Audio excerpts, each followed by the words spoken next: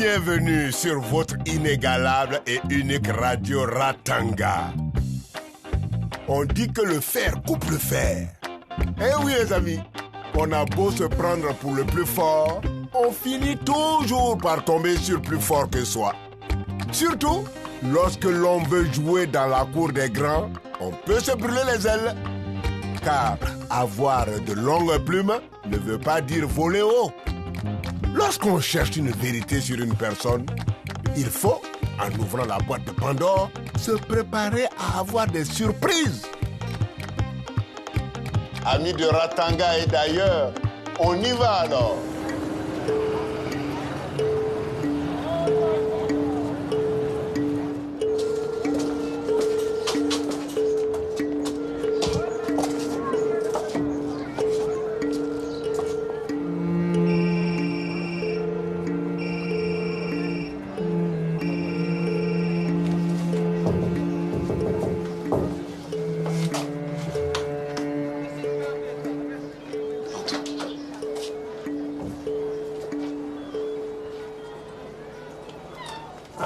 Ça va?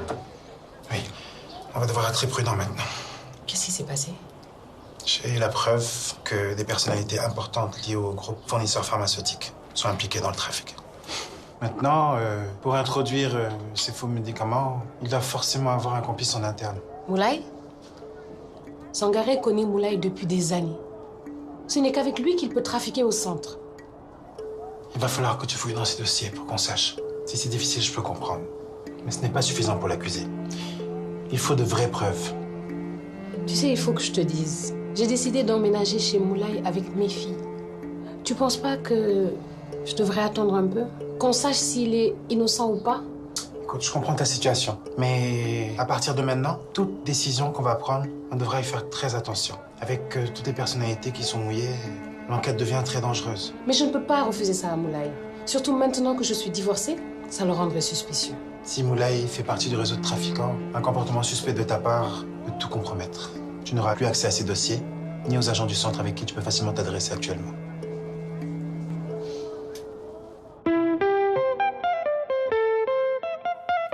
C'est la vie à Ratanga, c'est la vie à Ratanga, c'est la vie à Ratanga, Ratanga, that's life. C'est la vie à Ratanga.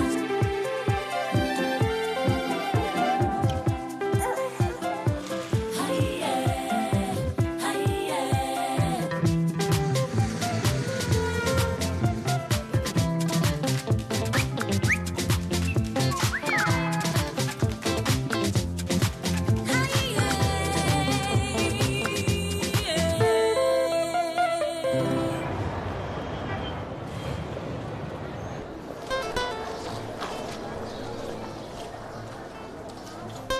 Ah, je commençais presque à m'inquiéter. Désolée. J'ai dû recevoir d'urgence une jeune fille. Je pensais que ce serait rapide, sinon je t'aurais appelé. C'est pas grave. Le plus important est que tu sois là. Hé, arrête de me faire languir. J'ai tout abandonné pour écouter cette nouvelle que tu étais pressé de m'annoncer de vive voix.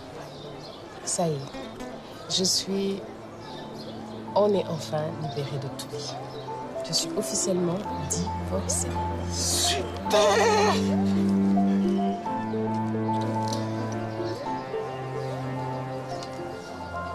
Il y a un souci? Non, excuse-moi. J'en ai dansé même au tribunal.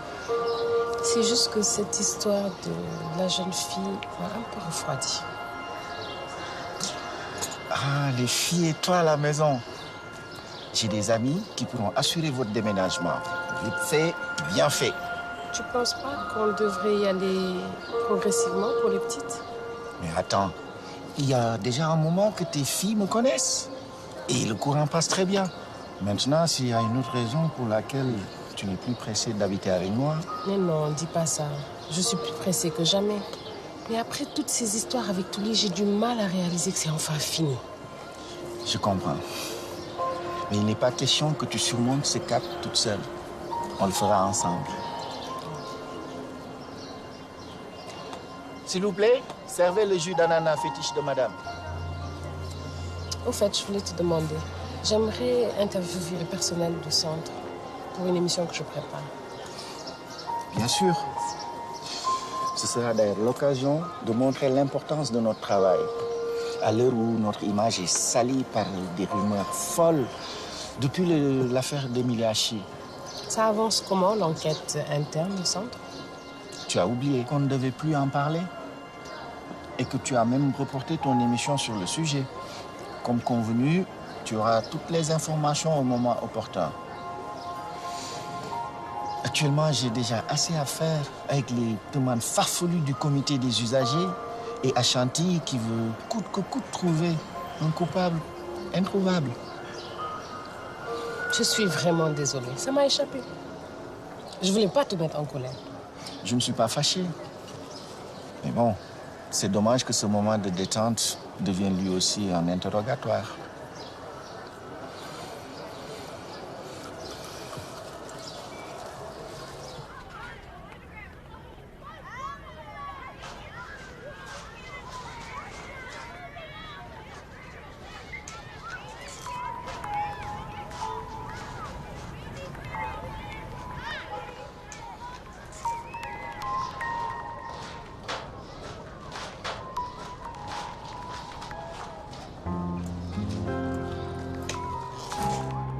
Combien de fois je dois te dire d'arrêter de me faire courir pour mon argent? Tu me fais perdre mon temps. J'étais rentrée.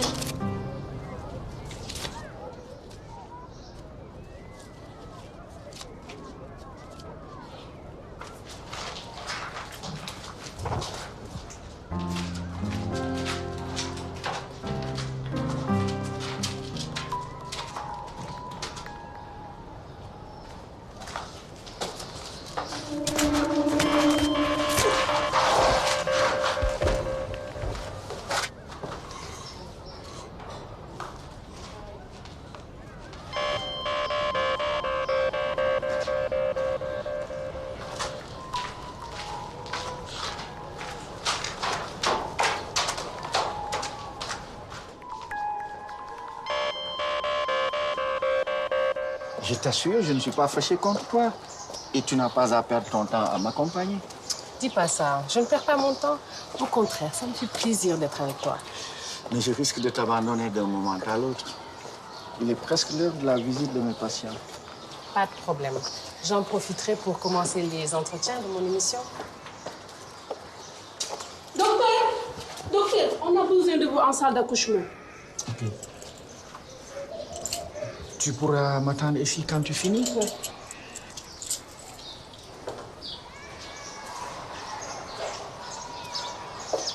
Anna, bonjour. Est-ce que tu pourrais...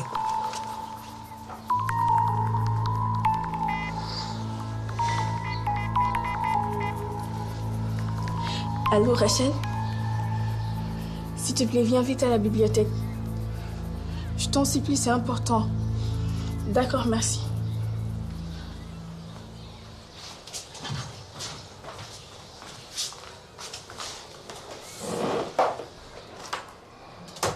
Bonjour. Comment vont les enfants? Bien, merci, elles grandissent. Vous tombez bien. Le docteur Moulay m'a autorisé à poser quelques petites questions au personnel par rapport à une émission que je prépare sur le centre. D'accord, avec plaisir. Merci. Dites-moi, lorsque les médicaments sont livrés, quel est leur circuit? Ils passent d'abord par la pharmacie, qui s'occupe de l'approvisionnement et du dispatching à certains services. Les mieux placés à vous répondre sont justement le docteur Moulay ou un responsable de la pharmacie. Tiens, ce monsieur-là est à la pharmacie générale du centre. Il peut vous conduire à son chef. Merci, c'est très gentil. Excusez-moi. Monsieur? Bonjour. Je prépare une émission sur le centre et votre collègue m'a dit que vous travaillez à la pharmacie. Juste une question. À la pharmacie, comment vous êtes assuré qu'un médicament n'est pas contrefait? J'ai l'autorisation du docteur Moulay. Nous, notre rôle, c'est de réceptionner les produits, les stocker, les dispatcher et les vendre. Et les fournisseurs sont suivis et contrôlés par le ministère. D'accord.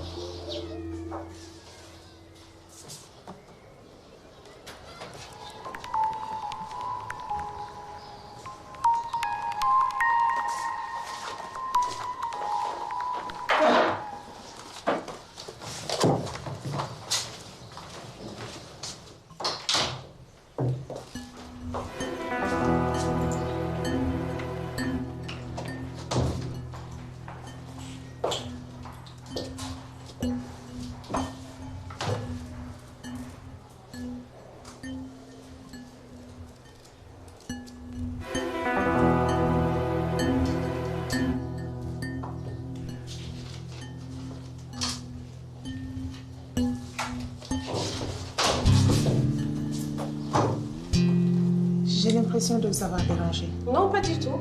Le docteur Moulay m'a demandé de l'attendre. Ah, au fait, Corsa, je vous cherchais pour quelques questions par rapport à une émission sur le fonctionnement du centre. En fait, je dois y aller. On m'a dit que le docteur Moulay me cherche. C'est certainement pour une urgence. Je croyais le trouver ici.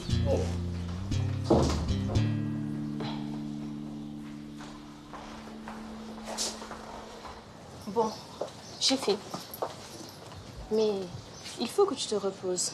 Tu risques de tomber malade avec toute cette fatigue. Il faut que je travaille 2 fois plus pour pouvoir garder le grand appartement que j'ai trouvé. Ah oui, je suis contente pour toi. Julien et moi, on comptait prendre un appartement. Juste nous deux, une fois à l'université. Et loin de Ratanga. Mais il s'est pressé et le voilà mêlé à ce trafic. Arrête de dire ça. Quelqu'un pourrait t'entendre. T'en fais pas. Je suis sûre que tout rentrera dans l'ordre. Espérons. Rachel, on peut nous deux? Viens.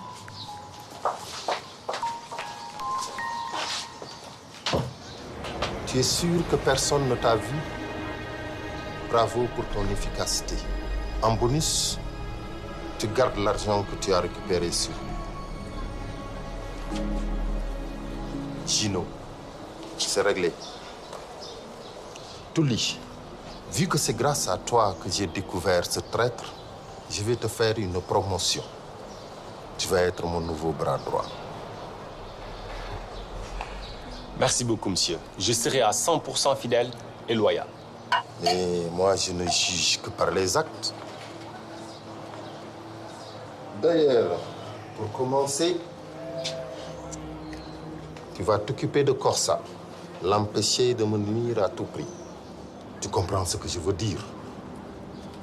On a encore besoin de Corsa. Concernant, je veux dire, par rapport à votre petit secret. On ne discute pas mes ordres. J'étais à la bibliothèque. J'ai vu un gars louche aller au sous-sol. Je l'ai suivi. Il a parlé à Emadé et après... Et dis-moi.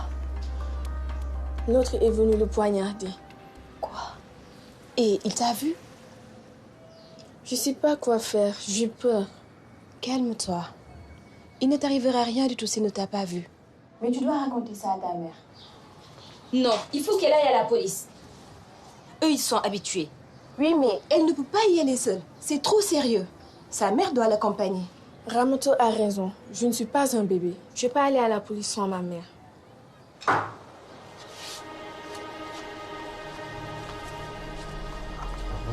Corsa aurait même dû devancer Gino. Elle va bientôt le rejoindre. Mais avant qu'elle ne parte, on doit effacer toutes les traces de cette histoire. Je la connais par cœur. Je sais comment l'amadouer. On n'a pas de temps à perdre. Je sais comment la faire flancher. Elle a une fille. Penda? On va s'occuper d'elle. Et sa mère ne pourra rien nous refuser. Tu connais la lieutenant Ashanti? Tu peux lui parler. Bon, ok, je t'accompagne. Je dois prévenir Emadé. Gino l'obligeait à vendre des produits. Elle est peut-être en danger. Oui, la lieutenant doit être la première au courant. D'accord. Je ne suis pas sûre d'avoir le courage de continuer. J'ai peur de découvrir que Moulay n'est pas l'homme que j'aime. D'accord. Je vais continuer. Excuse-moi, je dois te laisser.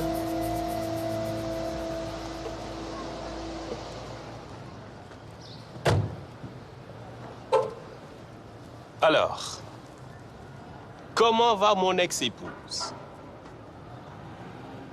Moi, comme tu peux le voir, hein, je rayonne de bonheur. Tu vois ce que ce divorce t'a fait perdre? Peut-être. Mais il m'a fait gagner la liberté de vivre avec mes filles chez un homme exceptionnel. Je t'interdis d'amener mes filles chez ce mec. Ce sale type trafiquant de médicaments. Pourquoi tu dis ça? Tu tiens ça d'où? Touli!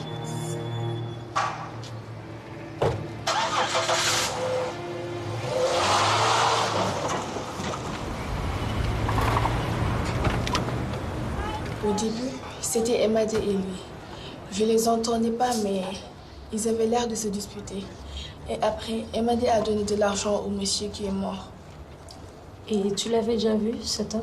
Oui, à la bibliothèque avec Emadé. Et l'autre homme, celui qui l'a tué? Non, lui, je ne l'ai jamais vu. D'accord. Je te félicite pour ton courage.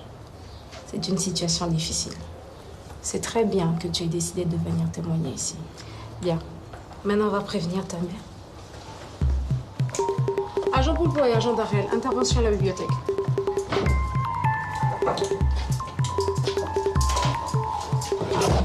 Ça, intervention à la bibliothèque. Penda, tu viens avec moi.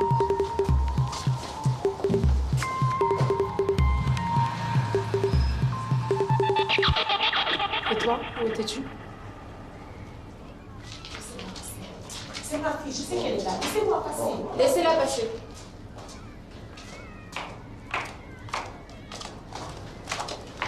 Penda, ça va? Pourquoi tu parles comme ça? Tu es sûre que ça va? Ça doit être le choc. Vous allez pouvoir entrer avec elle tout de suite. J'ai juste une ou deux questions pour vous. Vous connaissez la victime? J'ai jamais vu cet homme. Bien, ok. Sergent, ramenez-les chez elle. Je l'ai aperçue, mais je ne l'ai pas vu parler avec Emadé. Elle n'a pas bougé de la bibliothèque, en fait. Elle est restée tout le temps dans la bibliothèque. Vous en êtes vraiment sûr? Je ne sais pas. Je ne peux pas faire attention aux faits et gestes de ma collègue. Merci. Alors, Emadé, vous avez bien réfléchi? Quelque chose vous est revenu?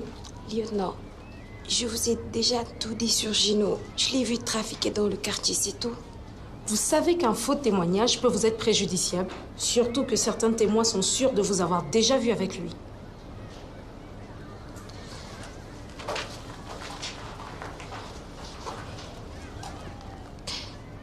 Gino me forçait à vendre des produits éclaircissants. Mais je vous jure, je n'ai jamais vendu de faux médicaments. Je vous en supplie, n'en parlez pas au juge. Sinon, je vais perdre la garde de mes enfants. Je vous en prie. Emadé, ça va? T'inquiète pas, ça va aller.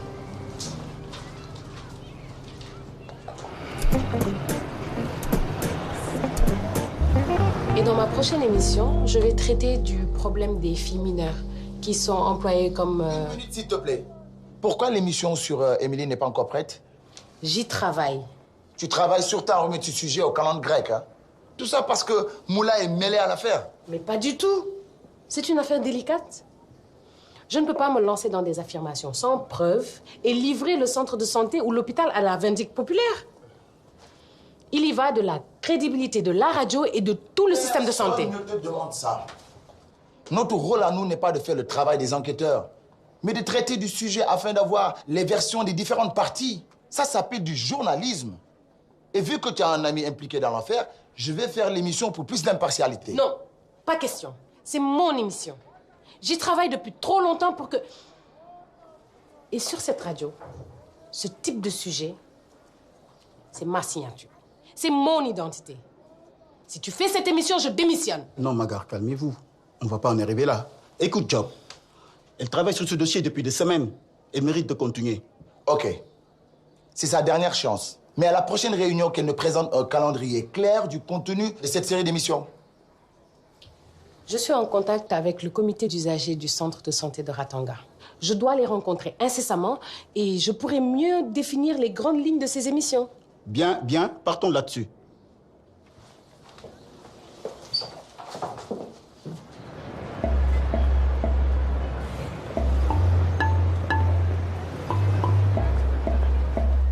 Bonjour. Excusez-moi. Je suis de Radio Ratanga. Ah, bienvenue. Vous êtes Magar? Oui.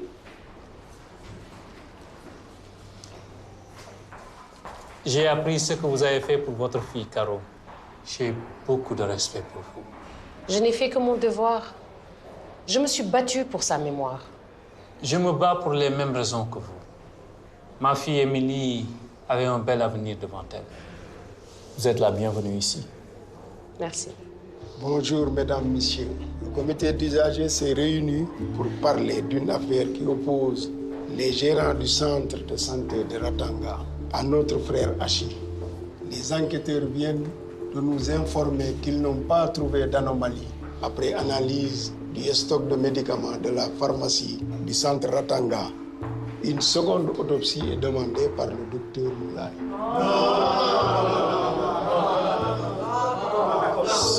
S'il vous plaît, du calme. Vous avez raison. Ils veulent gagner du temps. Mais on va continuer à leur mettre la pression. Surtout que maintenant, nous avons les médias pour nous relayer. Je suis convaincu que le comité obtiendra la preuve irréfutable qui incriminera le centre de santé avec ses dirigeants et le docteur Moulay en tête.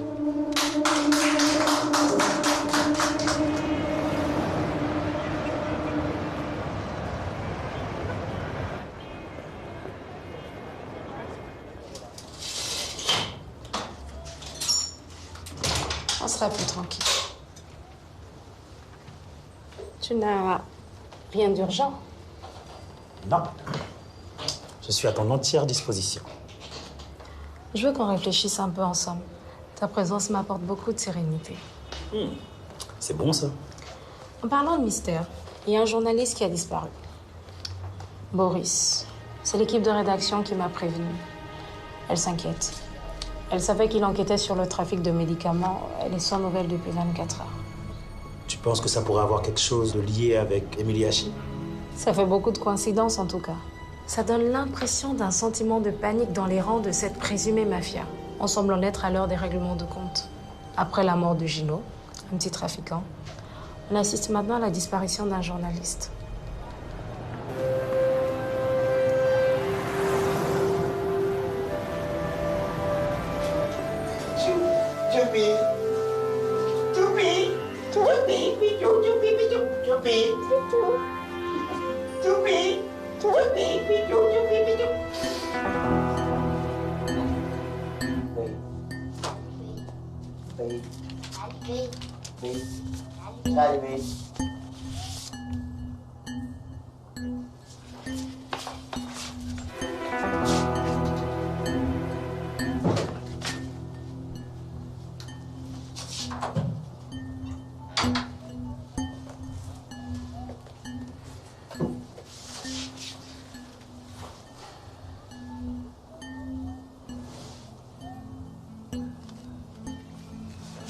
Qui est le père de Désiré Sangaré?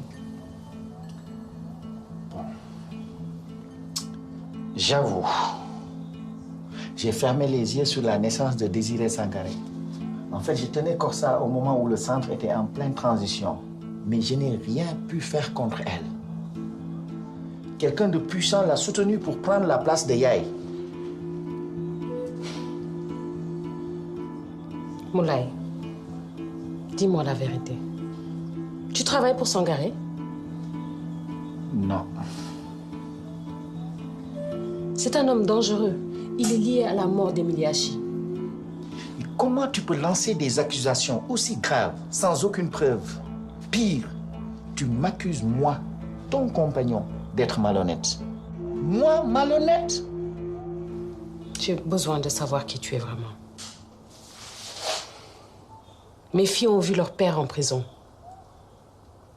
Je refuse qu'elles s'attachent à un homme qui risque la même chose. Mais ce Boris, il est peut-être juste alité. Boris travaillait sur un rapport nommé Risbao, qui m'aurait beaucoup aidé dans mon enquête sur ces faux médicaments. Mais voilà, retour à zéro. Tout comme Gino, à qui je n'ai pas eu le temps de soutirer une information, voilà que c'est le tour de Boris. Je l'ai croisé quand il couvrait le procès Caro. Je l'ai vu récemment. J'étais en voiture, il sortait d'un immeuble avec Magar. Pourquoi tu me l'as pas dit? C'est pas vraiment mon genre de me mêler de la vie privée de Magar. Ok.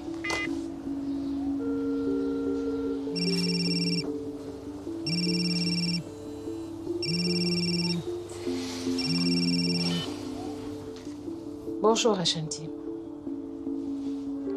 Non. Disparu. Mais Magar! Magar!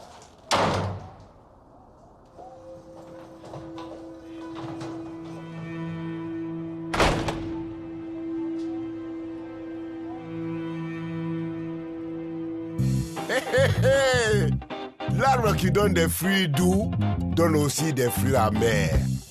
Moulay, tu t'attendais à nager uniquement dans le bonheur?